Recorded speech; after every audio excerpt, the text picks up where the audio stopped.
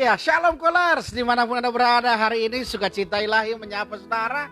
Karena saya percaya hari ini kita butuhkan sukacita ilahi dalam situasi yang sukar. Kita percaya damai sejahtera Allah yang melampaui segala akal akan memelihara hati dan pikiran kita. Nah, sepanjang minggu ini kita ketemu dalam call siang hari, kita akan membahas tentang 7 series, tentang double honors. Kenapa para pemimpin rohani hari ini harus dihormati 2 kali lipat? Ya, kita akan bahas secara alkitabiah kenapa seri ini menjadi sesuatu yang sangat penting saya sampaikan. Karena hari ini saya melihat ada sebuah tendensi yang sangat berbahaya dalam kehidupan bergereja. Bagaimana jemaat Tuhan, orang-orang percaya mulai kehilangan respek, mulai kehilangan rasa hormatnya kepada pemimpin rohani mereka. Dan tidak heran kalau kita perhatikan hari ini di medsos bagaimana banyak jemaat yang mencerca, yang menyindir, yang menyinyir para hamba-hamba Tuhan. Nah, hari ini kita akan belajar dengan secara khusus sepanjang minggu ini. Kita akan belajar kenapa kita harus memberikan penghormatan 2 kali lipat. Karena kalau ini gagal, saya percaya gereja sedang mengalami sebuah situasi yang sangat berbahaya sekali. Sebab ketika pemimpin gereja, ketika para hamba-hamba Tuhan kehilangan rasa respek daripada jemaatnya, ini situasi yang tidak mudah bagi gereja. Karena gereja tidak akan menjadi gereja yang powerful lagi. Nah, hari kita akan bahas. Coba kita mulai firman Tuhan hari ini dalam 1 Timotius 5 ayat yang ke-17. 1 Timotius 5 ayat 17. Rasul Paulus menuliskan kepada Timotius tentang sebuah surat yang sangat luar biasa. Bagaimana Rasul Paulus memproteksi anak rohaninya Timotius di dalam surat-suratnya untuk menghadapi situasi yang sukar di tempat dia melayani. 1 Timotius 5 ayat 17 berkata demikian, perhatikan.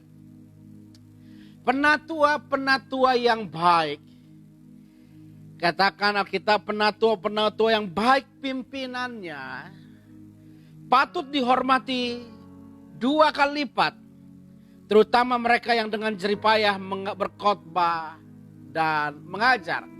1 Timotius 5 ayat 17 dengan sebuah kalimat yang sangat lugas, dengan sebuah kalimat yang sangat tegas, Paulus menuliskan kepada Timotius sebuah pernyataan yang luar biasa. Penatua-penatua yang baik pimpinannya patut dihormati 2 kali lipat, terutama yang mereka yang dengan jeripayah berkhotbah dan mengajar. Ayat ini menjadi simpul awal bagaimana kebenaran yang akan kita bahas panjang minggu ini tentang double honors. Kenapa penghormatan 2 kali lipat ini? Nah, pertanyaan yang menarik dari ayat ini adalah, apakah seorang hamba Tuhan perlu menuntut penghormatan? Sebab kenapa? Sebab pada satu sisi Alkitab berikan catatan, kita sebagai hamba-hamba Tuhan tidak boleh mengejar yang namanya penghormatan manusia. Tetapi pada sisi yang lain Alkitab mengajar kepada jemaat Tuhan bagaimana mereka menaruh respek, menaruh rasa hormat, menaruh rasa takut dan gentar. Alkitab berikan catatan menghormati hamba Tuhan 2 kali lipat. Artinya ada sebuah beban, ada sebuah pelipat gandaan, ada sebuah angka ukuran yang lebih dari sekedar menghormati biasa. Nah, kenapa para hamba Tuhan ini harus dihormati lebih daripada sekedar biasanya? Yang pertama kita baca Alkitab kita di dalam Hosea pasal yang pertama ayat 1 sampai ayat yang ketiga. Hari ini kita akan bahas hal yang pertama terjadi dalam kitab Hosea pasal 1 ayat 1 sampai ayat yang ketiga.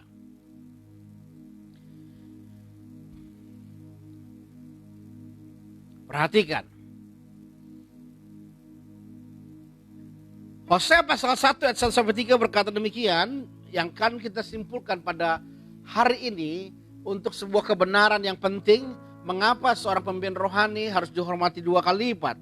Hosea pasal 1 ayat 1 sampai 3 dikatakan demikian, firman Tuhan yang datang kepada Hosea bin Beeri pada zaman Usia, Yotam, Ahaz dan Hizkia, raja-raja Yehuda, dan pada zaman Yerobeam bin Yoas, raja Israel. Ayat 2-nya perhatikan. Ketika Tuhan mulai berbicara dengan perantaraan Hosea, berfirmanlah ia kepada Hosea, perhatikan kalimat ini. Pergilah Kawinilah seorang perempuan sundal dan peranakanlah anak-anak sundal, karena negeri ini bersundal hebat dengan membelakangi Tuhan. Ayat 3-nya perhatikan. Maka pergilah Hosea dan mengawini Gomer binti Diblaim, lalu mengandunglah perempuan itu dan melahirkan baginya seorang anak laki-laki. Saudara, saya memberikan sebuah catatan penting kepada kita. Sebenarnya, kenapa rasa hormat 2 kali lipat harus ditunjukkan kepada pemimpin-pemimpin rohani kita? Karena hal yang pertama ini begitu sangat tragis, begitu sangat tidak nyamannya kehidupan seorang hamba Tuhan, kehidupan seorang pemimpin rohani. Kalau kita lihat pengalaman seorang yang bernama Hosea, seorang abdi Allah, seorang nabi Allah, seorang yang diurapi Allah, pada satu titik, pada satu kesempatan, pada satu waktu, Tuhan memberikan perintah yang sangat jelas dan gamblang bahwa Hosea harus pergi lalu menikah. Rasanya kasih kalau sampai di sini nyaman-nyaman saja, menikah hampir menjadi dambaan semua orang. Tetapi yang jadi masalah yang mengejutkan adalah Allah memerintahkan Hosea menikah dengan seorang wanita. Perhatikan, dalam ayat yang kedua dikatakan, pergilah, kawinilah seorang perempuan sundal. Kata istilah perempuan sundal itu menunjukkan bahwa perempuan yang tidak baik-baik. Mungkin sekarang seperti perempuan gampangan, atau seorang perempuan PSK, atau seorang perempuan wanita tunasusila. Saudara bisa bayangkan seorang abdi Allah yang masih muda, seorang abdi Allah yang masih mempunyai masa depan, tetapi pada satu titik, pada satu kesempatan, pada satu waktu, Tuhan perintahkan dia menikah dengan perempuan sundal. Saudara bisa bayangkan, kalau saudara jadi hamba Tuhan seperti Hosea ini, lalu Tuhan berikan sebuah perintah yang agak sedikit nyeleneh, perintah yang sangat bertentangan dengan keinginan daging kita, saya rasa tidak mudah. Malah saudara bisa bayangkan menikah dengan perempuan sundal bagi seorang nabi Allah, yang pertama itu jelas akan menghancurkan nama baik dia sebagai seorang hamba Tuhan. Saudara bisa bayangkan jika gembala saudara masih muda, handsome, masih menarik bagi banyak orang, satu saat kita dengar dia menikah dengan seorang perempuan pelacur.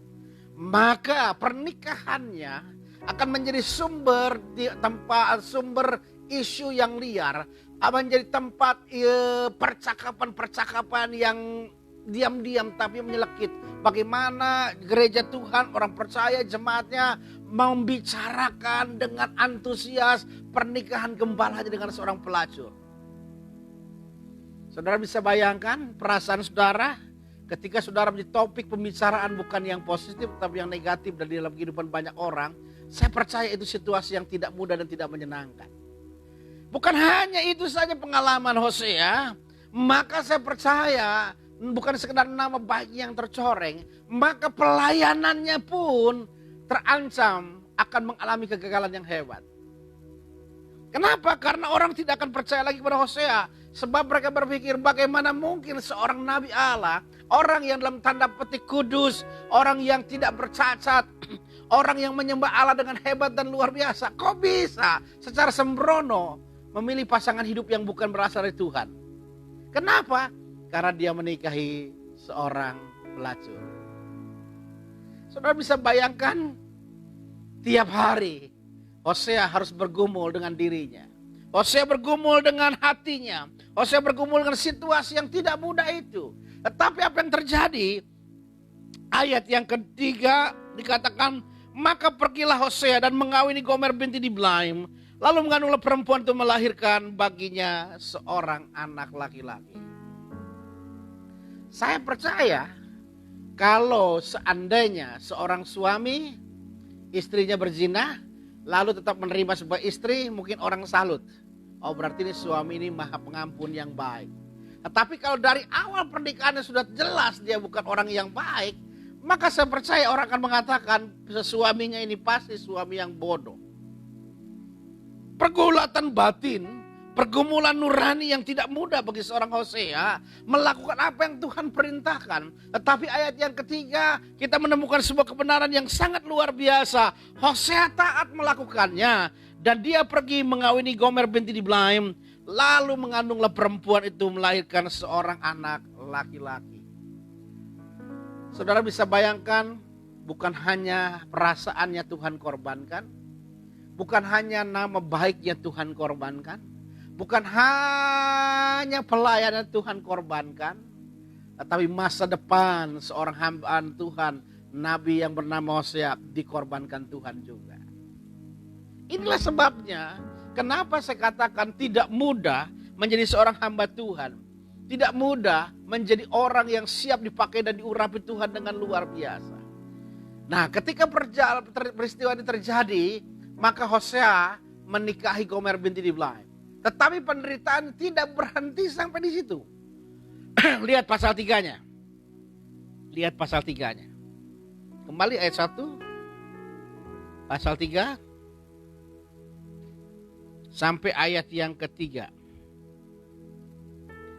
Dengan judul diterima kembali, tetapi dianggap sepi. Perhatikan. Berfirmanlah Tuhan kepadaku, kata Hosea, pergilah lagi.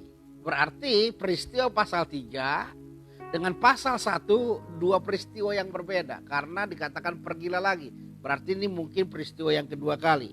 Alkitab catat, pergilah lagi, cintailah perempuan yang suka bersundal dan berzina.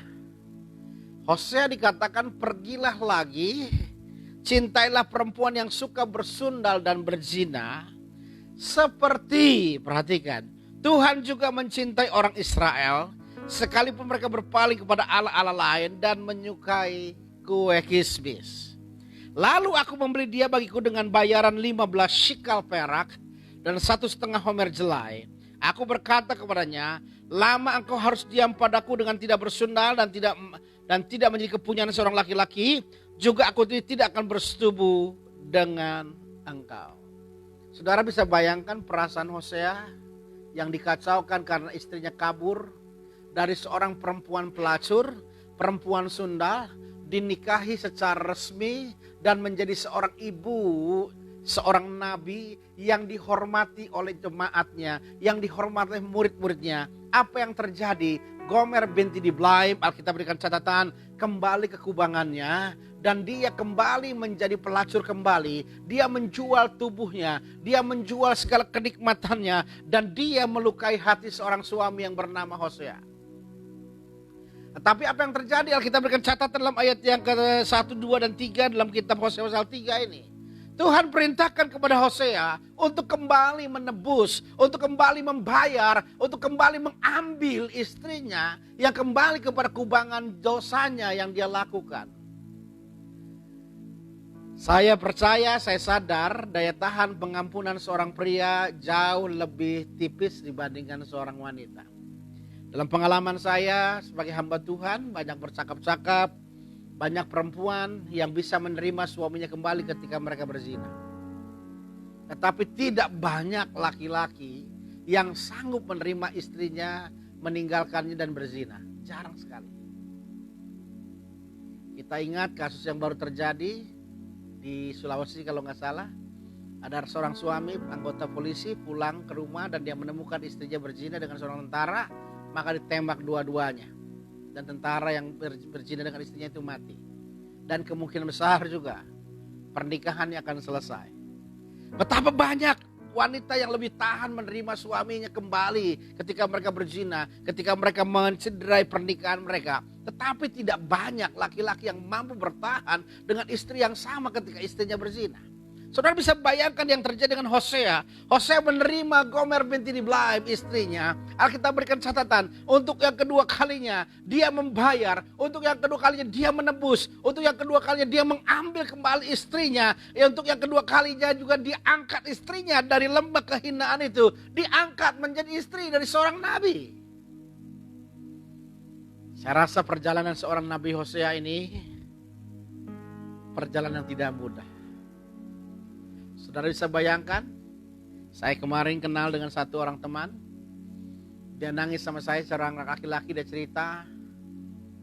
Dia panggil nama saya karena kami dekat hubungannya. Dia bilang, Sak, istri saya kabur dengan laki-laki lain.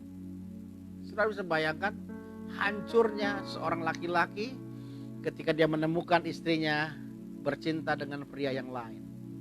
Bagaimana perasaan Hosea? Istrinya yang dia tebus dari lembah kekelaman, lembah nista, dari tempat perbudakan seksual, dari perempuan sundal, dari perempuan yang tidak baik-baik, diangkat, dinormalisasi menjadi seorang istri, seorang nabi. Tetapi kelakuannya, kebiasaan masa lalunya membuat dia kembali terikat kepada masa lalunya dan kembali yang sama, berzina sebagai perempuan penjual kenikmatan.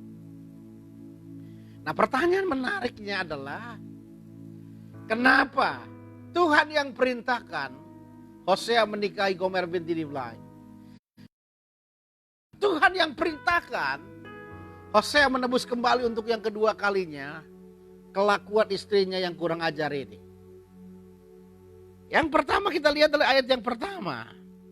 Inilah sebabnya kenapa seorang hamba Tuhan pantas untuk dihormati 2 kali lipat.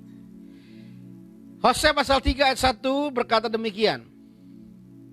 Berfirmanlah Tuhan kepadaku, pergilah lagi, cintailah perempuan yang suka bersundal dan berzina. Kalimat ini menjadi sebuah kalimat penegasan buat kita. Alkitab saya bilang begini, seperti Tuhan juga mencintai orang Israel, sekalipun mereka berpaling kepada Allah lain dan menyukai kue kismis.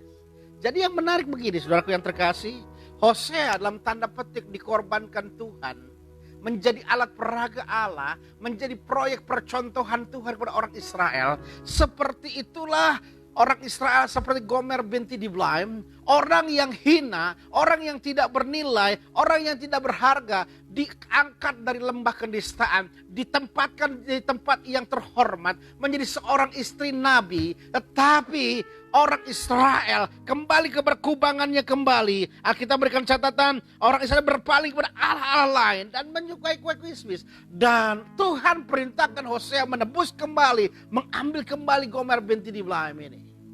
Artinya, kenapa seorang pemimpin rohani dalam sebuah gereja harus dihormati 2 kali lipat, double honors ini? Karena ternyata kita mendapat sebuah kebenaran yang penting dari peristiwa Hosea ini, bahwa setiap hamba Tuhan, setiap orang-orang percaya, setiap orang-orang yang Tuhan pilih, setiap orang-orang yang Tuhan berikan otoritas sebagai hamba Tuhan, hidupnya bukan lagi milik dia sendiri, tetapi hidupnya milik Tuhan dan tergantung Tuhan mau dipakai oleh untuk apa, tergantung Tuhan, suka-suka Tuhan, hamba-hamba Tuhan diperlakukan seperti apa. Bagi seorang Hosea, dia menikahi Gomer binti Diblaim, itu seperti simbolisasi, seperti alat peraga Tuhan kepada orang Israel, bahwa orang Israel kelakuannya seperti Gomer binti Diblaim.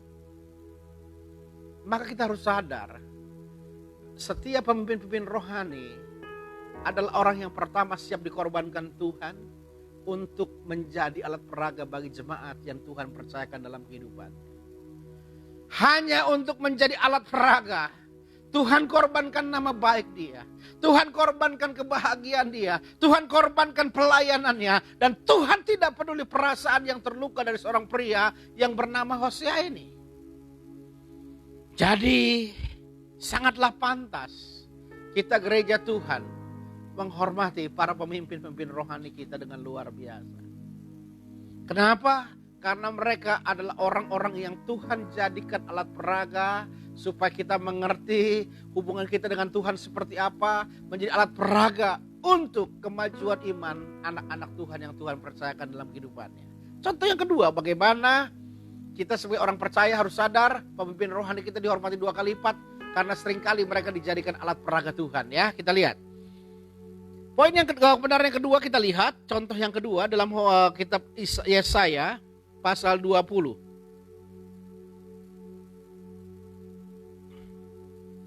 Ayat 1 sampai 4 kita lihat.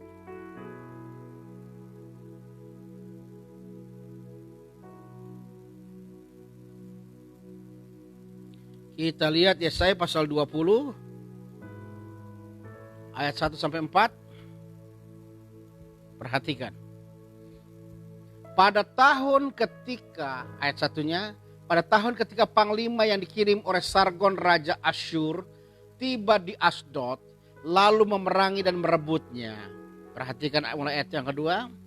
Pada waktu itu berfirmanlah Tuhan melalui Yesaya bin Amos firman-Nya. Pergilah dan bukakanlah kain kabung dari pinggangmu dan tanggalkanlah kasut dari kakimu. Lalu ia pun berbuat demikian. Perhatikan.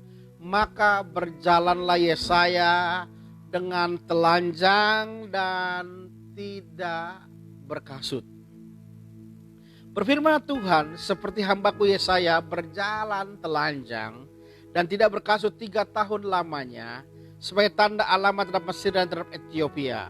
Demikianlah Raja Asyur akan mengiring orang Mesir sebagai tawanan, orang Ethiopia sebagai buangan, tua dan muda, telanjang dan tidak berkasut dengan pantatnya kelihatan, suatu penghinaan bagi Mesir. Kenapa seorang hamba Tuhan harus dihormati 2 kali lipat, double honors ini? Karena hidup hamba Tuhan seringkali dikorbankan perasaannya, dikorbankan masa depannya, dikorbankan kebahagiaannya, dikorbankan nama baiknya hanya demi anak-anak Tuhan bisa mengalami kemajuan dalam iman, mengerti apa yang Tuhan ajarkan. Artinya hamba-hamba Tuhan ini dijadikan alat peraganya Tuhan. Yang kedua, sekarang kita lihat peristiwa Yesaya. Yesaya pernah 3 tahun, bukan waktu yang sebentar, berarti 1000 hari lebih. Dia berjalan keliling dengan pantat yang kelihatan, artinya bajunya yang sobek di belakang, pantat kelihatan, lalu tidak berkasut 3 tahun lamanya. Maka saya percaya orang menganggap bahwa Yesaya sudah mengalami depresi yang hebat, mengalami stres yang berat, sehingga kehilangan keseimbangan kontrol dirinya, sehingga menjadi gila karena dia jalan keliling dengan telanjang dan tidak berkasut 3 tahun lamanya. Saya tanya nih sama callers, saudara mau jadi hamba Tuhan?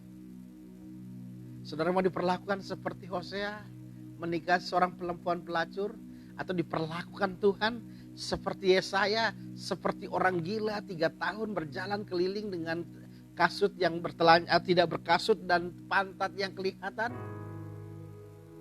Saya rasa tidak mudah buat kita. Nah, untuk hamba-hamba Tuhan saya pesankan kepada kita hari ini, ketika kita mendeklarasikan hidup kita sebagai hamba Tuhan, ketika kita menyebut diri kita sebagai hamba Allah, maka kita tidak punya hak terhadap hidup kita. Tergantung Tuhan mau pakai kita seperti apa. Seperti Hosea, menjadi alat peraga yang membuat masa depan, yang membuat kebahagiaannya, yang membuat nama baiknya, yang membuat rumah tangganya menjadi porak-poranda, hanya sebagai contoh untuk orang Israel. Atau seperti Hosea, seperti Yesaya, yang Tuhan izinkan 3 tahun seperti orang gila, tidak berkasut, artinya kakinya tidak bersepatu, tidak berkasut, tidak bersendal ya. Dan yang kedua dikatakan ia telanjang sampai pantatnya kelihatan. Saudara bisa bayangkan kalau pendeta lalu khotbah, tiba-tiba celananya bolong, maka itu bisa menjadi hal yang memalukan sekali. Ini 3 tahun. Dikatakan Alkitab saya berkata ia telanjang, pantatnya kelihatan, dia berjalan kemana-mana, semua orang bisa melihat. Maka saya percaya murid-murid daripada Yesaya pun tidak mudah mengakui dia adalah gurunya, dialah nabinya. Kenapa? Karena Yesaya bertindak seperti orang gila. Saudara, sangatlah tidak baik, sangatlah kurang ajar, dan sangatlah menjijikan kalau kita sebagai gereja Tuhan, orang percaya, memiliki pemimpin-pemimpin rohani yang diperlakukan Tuhan seperti itu. Hanya sebagai alat peraga, hanya sebagai percontohan, supaya kita mengerti isi hatinya Tuhan dengan cara mengorbankan mereka. Dan sekarang kita tidak menghargai dan menghormati mereka lagi. Itu sebuah tindakan yang menjijikan Tuhan. Itu sebuah tindakan yang sangat membuat Tuhan murka. Kenapa? Karena Tuhan sudah mengorbankan seorang hambanya untuk menjadi teladan, untuk menjadi contoh. Bukan hal-hal yang sekedar baik, tetapi teladan, contoh, menjadi alat peraga dalam situasi yang sangat tidak menguntungkan bagi dirinya sendiri. Saya percaya di dalam Alkitab ini banyak orang-orang yang Tuhan kasih contoh sebagai teladan bagi orang percaya, supaya mereka mengerti akan kebenaran firman Tuhan. Dengan cara apa? Mengorbankan kehidupan para hamba-hambanya. Oleh sebab itu hal yang pertama saya mau tegaskan pada hari ini. Kenapa pemimpin rohani kita harus dihormati? Karena hanya orang yang punya hati yang benar yang bisa menghormati hamba Tuhan. Sedangkan orang yang punya hati tidak benar, hati yang jahat tidak bisa menghormati. Kenapa? Karena setiap hamba Tuhan sudah menyerahkan hidupnya bagi Tuhan dan siap diperlakukan seperti apa yang Tuhan mau kehendaki. Artinya sebagai seorang hamba Tuhan, kita harus siap diperlakukan oleh Tuhan semau-maunya Tuhan, sesuka-sukanya Tuhan. Dan kadangkala ketika Tuhan mau, ketika Tuhan suka melakukan sebuah perkara dalam hidup seorang hamba Tuhan, kadang-kadang apa yang harus kita lakukan adalah kita membayar dengan harga yang mahal untuk diri kita. Saya percaya Hosea ketika menikahi seorang pelacur, pernikahan rumah tangganya akan menjadi bisik-bisik tetangga yang tidak akan pernah habis. Maka dikorbankanlah perasaan Hosea, dikorbankanlah masa depan Hosea, dikorbankanlah nama baik Hosea, dikorbankanlah pelayanan Hosea. Dan bukan hanya sebentar sampai di situ. Ketika istrinya yang bernama Gomer binti Diblaim kembali menjadi perempuan pelacur dan Hosea harus menebusnya kembali. Saudara bisa bayangkan kalau Hosea tidak punya pengampunan yang kuat, sulit mengampuni seorang istri yang berzina. Tapi Tuhan bilang ambil kembali, bayar kembali, tebus kembali. 2 kali Hosea harus menebus istrinya dari lembah kenistaan, dari lembah pelacuran, karena dia seorang perempuan sundal. Tapi itulah Tuhan memakai Hosea menjadi contoh, menjadi alat peraga orang Israel itu seperti Gomer binti Diblaim yang tidak pernah bersyukur, tetapi jatuh kembali terus menerus kepada dosa yang lama, yaitu dosa perzinahan. Dan yang kedua, kita menemukan sebuah kebenaran yang penting hari ini. Contoh yang kedua adalah Yesaya. Kenapa seorang hamba Tuhan harus dihormati 2 kali lipat? Sekali lagi, karena mereka seringkali dikorbankan Tuhan, menjadi alat peraga Tuhan, supaya orang percaya mengerti akan firman Allah. Yesaya 3 tahun berjalan keliling dengan tidak berkasut, lalu celananya sobek, pantatnya kelihatan.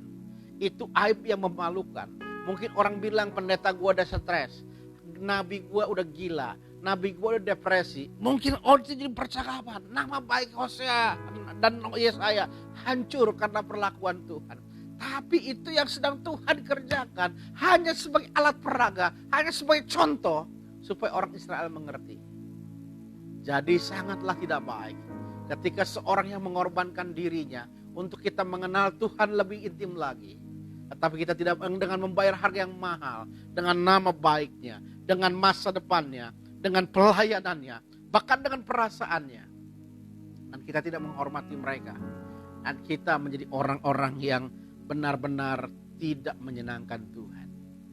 Jadi oleh sebab itu hari ini kasih Tuhan, kita menemukan sebuah permata berlian yang berharga dari sebuah kebenaran. Kenapa seorang hamba Tuhan, seorang pemimpin rohani harus dihormati 2 kali lipat? Karena mereka seringkali dijadikan alat peraga Tuhan supaya kita mengerti dan mengenal Tuhan lebih dalam lagi. Amin buat firman Tuhan. Mari kita tundukkan kepala. Celikan mata kami, bukakan hati kami untuk mengerti firman-Mu hari ini. Bahwa Tuhan memakai para hamba-hamba-Mu menjadi alat peraga yang hidup di dalam mata jasmani para jemaat Tuhan orang percaya. Supaya mereka mengerti apa yang dimaksudkan Tuhan dalam kehidupan mereka. Dan sangat-sangat sulit bagi seorang hamba Tuhan untuk tetap bisa tunduk dan taat kepada perintah Tuhan dalam situasi yang tidak mudah untuk kedagingan mereka.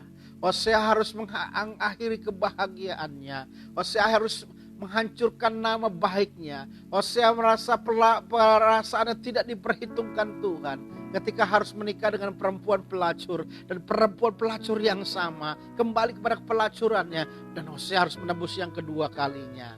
Dan kami belajar juga daripada Yesaya yang harus dianggap gila karena berjalan 3 tahun dengan kasut yang tidak dikenakannya dan pantat yang kelihatannya. Artinya dia seperti seorang gila yang berjalan 3 tahun memberitakan Injil.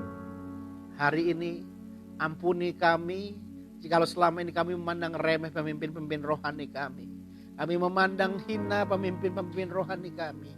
Sebab seringkali penderitaan mereka justru adalah alat peraga buat kami mengerti akan firman Tuhan. Hari ini kami berdoa untuk pemimpin rohani kami, agar mereka diberkati Tuhan dengan kekuatan untuk selalu siap menerima peran apapun yang Tuhan perintahkan dalam kehidupan mereka, agar mereka mengerjakan apa yang Tuhan kehendaki dalam kehidupan mereka.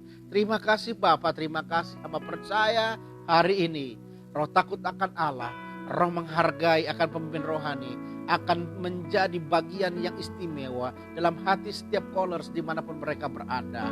Terima kasih Bapak, terima kasih. Hanya dalam nama Tuhan Yesus Kristus kami bersyukur, kami berdoa. Haleluya.